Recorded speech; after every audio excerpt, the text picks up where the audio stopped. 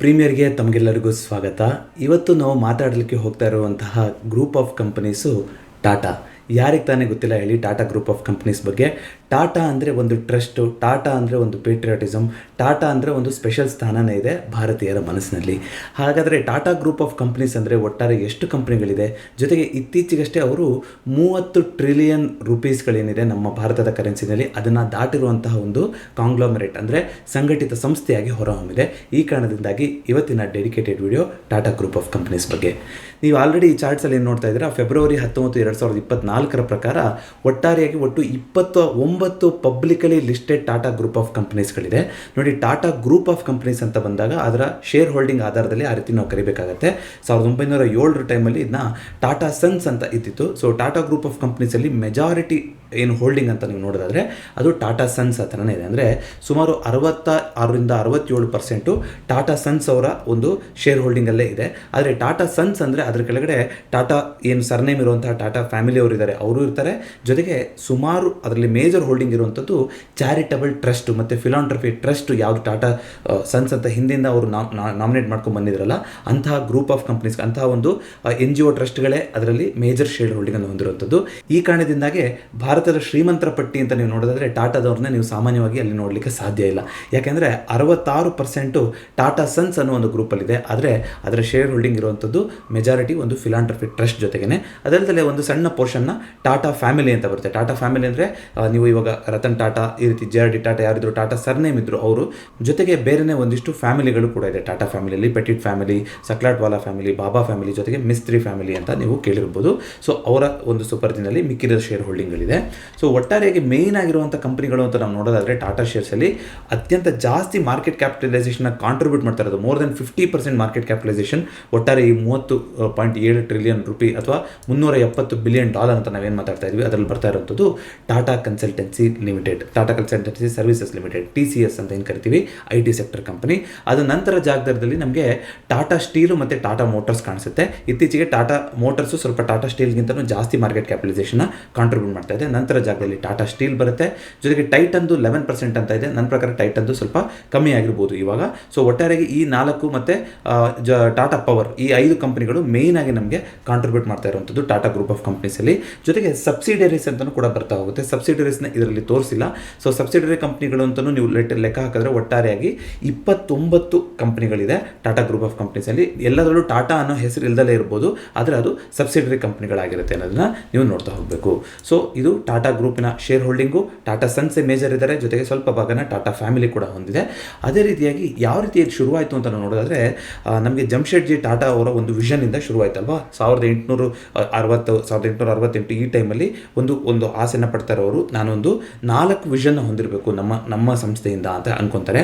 ಅದು ಒಂದು iron and steel ಕಂಪ್ನಿನ ಕಟ್ಟಬೇಕು, ನಾನು ಒಂದು ಯುನೀಕ್ ಆಗಿರೋ ಹೋಟೆಲ್ನ ಕಟ್ಟಬೇಕು. ನೋಡಿ, ಯಾಕೆ ಇದು ತುಂಬ ಇಂಪಾರ್ಟೆಂಟ್ ಆಗುತ್ತೆ ಅಂತಂದರೆ, ವ್ಯಾಟ್ಸನ್ ಅನ್ನೋ ಒಂದು ಹೋಟ್ಲಲ್ಲಿ ಅವರಿಗೆ ಯುರೋಪಿಯನ್ರಿಗೆ ಮಾತ್ರ ಸೀಮಿತ ಆಗಿರೋ ಹೋಟ್ಲು ಅಂತ ಒಳಗಡೆ ಅವಕಾಶ ಕೊಡೋದಿಲ್ಲ, ಅವಮಾನ ಮಾಡ್ತಾರೆ. ಆ ಅವಮಾನ ಮಾಡಿದಾಗ ಅವರು ಸಂಕಲ್ಪ ಮಾಡ್ತಾರೆ, ನಾನು ಇದಕ್ಕಿನ್ನೂ ಚೆನ್ನಾಗಿರುವಂಥ ಒಂದು ಹೋಟೆಲ್ನ ನಿರ್ಮಾಣ ಮಾಡ್ತೀನಿ, ಭಾರತದಲ್ಲೇ ಮಾಡ್ತೀನಿ ಅಂತ ಆ ಒಂದು ಕನಸನ್ನು ಕಾಣ್ತಾರೆ. ಜೊತೆಗೆ ವರ್ಲ್ಡ್ ಕ್ಲಾಸ್ ಲರ್ನಿಂಗ್ ಇನ್ಸ್ಟಿಟ್ಯೂಟ್ ಆಗಬೇಕು ನಮ್ಮ ದೇಶದಲ್ಲೂ ಒಂದು ಅಂತ. ಇದು ಅವರ ವಿವೇಕಾನಂದರ ಭೇಟಿಯ ನಂತರ ಒಂದು ಪ್ರಭಾವಿತರಾಗಿ ಆ ರೀತಿ ಆಗಿದ್ದು ಅಂತ ಕತೆ ಹೇಳ್ತಾ ಹೋಗುತ್ತೆ.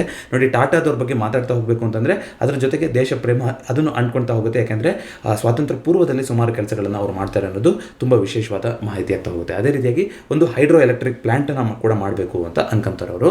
ಮೊದಲನೇದಾಗಿ ಅವರು ಶುರು ಮಾಡುವಂಥದ್ದು ಒಂದು ಕಾಟನ್ ಮಿಲ್ನ. ಫಸ್ಟು ಅವಾಗ ಅಮೆರಿಕನ್ ಸಿವಿಲ್ ವಾರ್ ಆಗೋ ಟೈಮಲ್ಲಿ ಚೈನಾಗೆ ಒಂದಿಷ್ಟು ಟ್ರೇಡ್ ಮಾಡಲಿಕ್ಕೆ ಅಂತ ಶುರು ಮಾಡ್ತಾರೆ. ಅದಾದಮೇಲೆ ಒಂದು ಕಾಟನ್ ಮಿಲ್ನ ಇವರು ಶುರು ಮಾಡ್ತಾ ಹೋಗ್ತಾರೆ. ಅದರಿಂದ ಇನ್ನೊಂದೆರಡು ಮಿಲ್ಗಳಾಗ್ತಾ ಹೋಗುತ್ತೆ. ಅವರು ಬದುಕಿದ್ರಲ್ಲಿ 1904 ಅವರು ತೀರ್ಕೊತಾರೆ, ಜಮ್ಶೆಡ್ಜಿ ಟಾಟಾ. ಅಷ್ಟರೊಳಗೆ ಆಲ್ರೆಡಿ ಅವರು ನೀವೇನು ತಾಜ್ ಹೋಟೆಲ್ ಅಂತ ನೋಡ್ತೀರಾ, ಸ್ವತಂತ್ರ ಪೂರ್ವ ಅಂದರೆ ಬ್ರಿಟಿಷರ ರಾಜ್ಯದಲ್ಲಿದ್ದಂತಹ ಬಂದಂತಹ ಮೊದಲ ಎಲೆಕ್ಟ್ರಿಸಿಟಿ ಹೊಂದಿರುವಂಥ ಹೋಟೆಲ್ ಆಗಿ ಹೊರಹೊಮ್ಮುತ್ತೆ. ಅದೇ ತಾಜ್ ಹೋಟೆಲ್ಲು ಮುಂಬೈಲಿರುವಂಥದ್ದು. ಅದನ್ನು ಕಟ್ಬಿಟ್ಟು ಅವರ ಕನಸು ಅಲ್ಲಿ ತನಕ ಆಗಿರುತ್ತೆ. ಅದನ್ನು ಆದ ನಂತರ ಅವರ ಮಗ ದೊರಾಬ್ಜಿ ಟಾಟಾ, ಮೊದಲನೇ ಮಗ, ಅವರು ಮುಂದುವರ್ಸ್ಕೊತಾ ಹೋಗ್ತಾರೆ. ಐರನ್ ಆ್ಯಂಡ್ ಸ್ಟೀಲ್ ಕಂಪ್ನಿನ ಕಟ್ತಾ ಹೋಗ್ತಾರೆ. ಅದನ್ನ ನಾವಿವಾಗ ಟಾಟಾ ಸ್ಟೀಲ್ ಅಂತ ನೋಡ್ತೀವಿ, ಮೊದಲು ಟಿಸ್ಕೋ ಅಂತ ಕರಿತಾ ಇದ್ರು ಅದನ್ನ. ಅದೇ ರೀತಿಯಾಗಿ ಇಂಡಿಯನ್ ಇನ್ಸ್ಟಿಟ್ಯೂಟ್ ಆಫ್ ಸೈನ್ಸ್ ಆಗುತ್ತೆ 1911. ಹಾಗೆಯೇ ಹೈಡ್ರೋ ಎಲೆಕ್ಟ್ರಿಕ್ ಪ್ಲಾಂಟನ್ನು ಕೂಡ ಟಾಟಾ ಪವರ್ ಅಂತ ನಾವೇನು ಕರಿತೀವಿ ಅದನ್ನು ಕೂಡ ಸಾಕಾರ ಮಾಡಿಕೊಟ್ಟು ಹೋಗ್ತಾರೆ. ಅವ್ರ ನಂತರ ಬಂದಂಥವರು JRD ಟಾಟಾ ಅವರು. JRD ಟಾಟಾದವರ ಕಾಲದಲ್ಲಿ ಏನು $1,000,000 ಇತ್ತು, ಅದು $1,000,000,000 ತಂದ್ಕೊಂಡು ಹೋದಂಥ ಕೀರ್ತಿ JRD ಟಾಟಾದವರಿಗೆ ಸೇರಬೇಕಾಗುತ್ತೆ. 1929 ಸರಿಸುಮಾರು 1991 ತನಕ ರತನ್ ಟಾಟಾದವ್ರು ಬರೋ ತನಕ ಅವರು ಚೇರ್ಮನ್ ಆಗಿ ಕಾರ್ಯನಿರ್ವಹಿಸಿರ್ತಾರೆ ಟಾಟಾ ಗ್ರೂಪ್ ಆಫ್ ಕಂಪ್ನೀಸಲ್ಲಿ. ಅವರ ಕೆಳಗಡೆ ಸಾಕಷ್ಟು ನಾವು ಇವತ್ತು ಏನು ಕೇಳ್ತಾ ಇದ್ದೀವಿ ದೊಡ್ಡ ದೊಡ್ಡ ಕಂಪನಿ, ಅದೆಲ್ಲ ಅವ್ರ ಕೆಳಗಡೆ ಬಂದಂಥದ್ದು. ಟಾಟಾ ಏರ್ಲೈನ್ಸ್ನ ಶುರು ಮಾಡಿದ್ರು. ಅದು ಯಾಕೆಂದರೆ ವೈಯಕ್ತಿಕವಾಗಿ ಅವ್ರಿಗೂ ಕೂಡ ಟಾಟಾ ಏರ್ಲೈನ್ಸಲ್ಲಿ ಇಂಟ್ರೆಸ್ಟ್ ಇತ್ತು. ಟಾಟಾ ಮೋಟರ್ಸ್ ಶುರುವಾಯಿತು. ಅದೇ ರೀತಿಯಾಗಿ TCS ಕೂಡ 1967 ಅವರ ಇದರಲ್ಲಿ ಶುರುವಾಗಿದ್ದು ಅವರ ಲೀಡರ್ಶಿಪ್ಪಲ್ಲಿ. ಅದೇ ರೀತಿಯಾಗಿ 18 ಎಂಟರ್ಪ್ರೈಸ್ ಅಂತ ಇದ್ದಿದ್ದು ಟಾಟಾ ಗ್ರೂಪ್ ಆಫ್ ಕಂಪ್ನೀಸು. ಅವರು ಬಿಟ್ಟು ಹೋಗೋಷ್ಟೊತ್ತಿಗೆ ಸರಿಸುಮಾರು ಅದೊಂದು 95 ಡಿಫ್ರೆಂಟ್ ಕಂಪನಿಗಳಾಗಿ ಕಾರ್ಯನಿರ್ವಹಿಸಕ್ಕೆ ಶುರುವಾಯಿತು. 100ಕ್ಕೂ ಜಾಸ್ತಿ ದೇಶಗಳಲ್ಲಿ ಕಾರ್ಯನಿರ್ವಹಿಸಕ್ಕೆ ಶುರುವಾಯಿತು. 6 ಖಂಡಗಳಲ್ಲಿ ಇವತ್ತು ಟಾಟಾ ಗ್ರೂಪ್ ಆಫ್ ಕಂಪನೀಸು ಕಾರ್ಯನಿರ್ವಹಿಸ್ತಾರೆ. 150 ಕಂಟ್ರಿಗಳಿಗಿಂತ ಜಾಸ್ತಿ ಸರ್ವ್ ಮಾಡ್ತಾ ಇದ್ದಾರೆ. 100 ಕಂಟ್ರೀಸ್ನಲ್ಲಿ ಅವರ ಆಪರೇಷನ್ನೇ ಕೂಡ ಇದೆ ಇವಾಗ, ಅಂದರೆ ಅಲ್ಲಿ ಕೆಲಸ ಮಾಡ್ತಾ ಇದ್ದಾರೆ, ಅವರ ಆಪರೇಷನ್ ಯೂನಿಟ್ ಕೂಡ ಇದೆ ಅನ್ನೋದು ವಿಶೇಷವಾದ ಮಾಹಿತಿ ಆಗ್ತಾ ಹೋಗುತ್ತೆ. ಹಾಗಾಗಿ ನಮ್ಮ ದೇಶದ ಅತ್ಯಂತ ದೊಡ್ಡ ಕಂಗ್ಲಮರೇಟ್ ಅನ್ನೋದು ಸಂಘಟಿತ ಸಂಸ್ಥೆಯಾಗಿ ಟಾಟಾ ಗ್ರೂಪ್ ಆಫ್ ಕಂಪನೀಸು ಹೊರಹೊಮ್ತಾ ಹೋಗುತ್ತೆ. ಅದರ ನಂತರ ರತನ್ ಟಾಟಾದವರು ಲಿವಿಂಗ್ ಲೆಜೆಂಡ್, ನಿಮಗೆ ಗೊತ್ತಿದೆ. ಅವರ ಕಾಲದಲ್ಲಿ ಮೋಸ್ಟ್ ಅಫೋರ್ಡಬಲ್ ಕಾರ್ ಅಂತ ಒಂದು ಟಾಟಾ ನ್ಯಾನೋನ ಇಂಟ್ರೊಡ್ಯೂಸ್ ಮಾಡ್ತಾರೆ. ಸುಮಾರು ಕೆಮಿಕಲ್ ಬೇರೆ ಬೇರೆ ಸೆಕ್ಟರ್ಗಳಲ್ಲಿ ಅವರು ತಮ್ಮ ಏನು ಒಂದು ಗ್ರೂಪ್ ಆಫ್ ಕಂಪ್ನೀಸ್ನ ಡೈವರ್ಸಿಫೈ ಮಾಡ್ತಾ ಹೋಗ್ತಾರೆ. ಹಾಗೆಯೇ ಲ್ಯಾಂಡ್ ರೋವರು, ಮತ್ತು ಅದು ಕೂಡ ನೋಡಿ ಹಿಂದೆ ಇವರಿಗೆ ಒಂದ್ಸಲ ಕೇಳಿದಾಗ ಅವಕಾಶ ಕೊಟ್ಟಿರಲ್ಲ, JLR ಜಾಗ್ವಾರ್ ಲ್ಯಾಂಡ್ ರೋವರ್ದು ಇವರು ವಾಪಸ್ ಟಾಟಾಗೆ ಅದನ್ನು ತಗೊಳ್ತಾ ಹೋಗ್ತಾರೆ. ಈ ರೀತಿಯಾಗಿ ಸಾಕಷ್ಟು ರೋಚಕ ಕಥೆಗಳನ್ನು ಟಾಟಾ ಗ್ರೂಪ್ ಆಫ್ ಕಂಪ್ನೀಸು ಮಾಡ್ಕೊತ ಬಂತು.